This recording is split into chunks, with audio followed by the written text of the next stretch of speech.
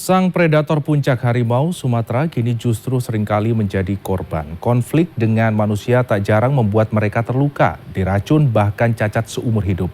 Untuk menyelamatkan dan merawat hidup harimau yang menjadi korban konflik ini pun tidaklah mudah.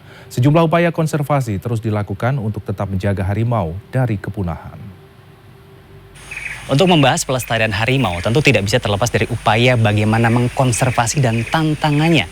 Apalagi tidak jarang harimau menjadi korban akibat dampak konflik dengan manusia. Di tempat ini kita akan cari tahu seperti apa harimau menjadi korban konflik dengan manusia. Tempat apa ini, Dok? Ini merupakan area penangkaran ya, breeding center untuk harimau Sumatera di Taman Safari Bogor. Oke, jadi sebetulnya kondisi harimau yang ada di tempat ini itu seperti apa sih secara general, Dok? Secara umum kondisinya bisa Mas lihat juga ya, kondisinya baik secara fisik, sehat. Mereka termonitor setiap hari.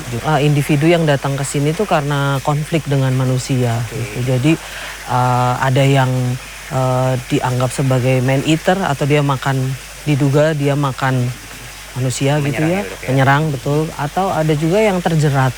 Tapi ada juga yang datang ke sini kondisinya sangat-sangat buruk. Seperti Bimo ini. Bimo itu datang waktu itu dia memang keracunan. Sekarang sudah kurang lebih 17 tahun, boleh. 17 tahun. Ini ya. Di sebelah sini nih ada harimau Sumatera. Namanya siapa tadi? Bimo. Bimo ini adalah korban konflik, pernah menjadi korban racun dari ulah manusia. Dulu waktu datang umur? Waktu datang kurang lebih 3 tahun. 3 tahun dan sekarang usianya 17 tahun. Dan ini pejantan yang bagus ya. Dan dia sudah punya anak. Wah, mantap. Dok, selain Bimo kita boleh lihat lagi nggak, Dok? Boleh. Oke, mari. Izin, Dok, silakan. Nah, ini betina. Jadi kalau harimau Sumatera secara umum pasti yang jantan lebih besar pada umumnya. Yang ini betina, namanya Dara. Oke, ini profilnya apa, Dok, kalau Dara ini, Dok? Jadi Dara ini datang dalam kondisi itu, kalau Mas bisa lihat ya, kedua kaki depannya itu memang ada cacat karena terkena jerat.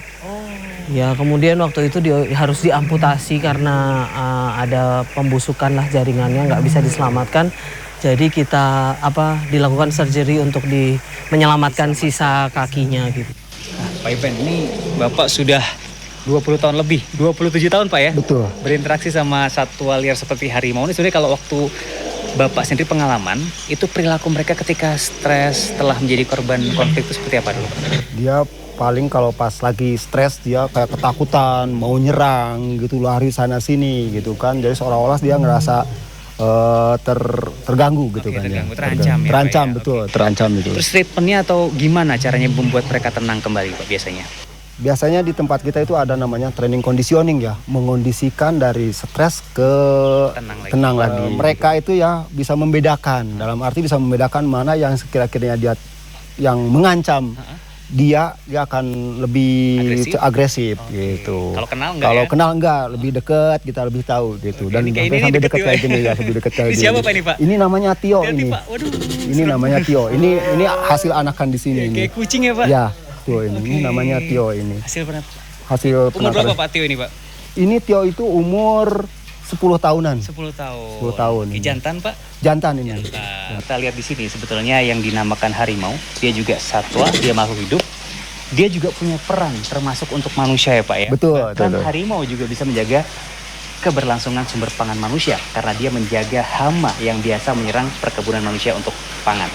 Begitu Jidarto, Iman Firmansyah, Bogor, Jawa Barat. Tio.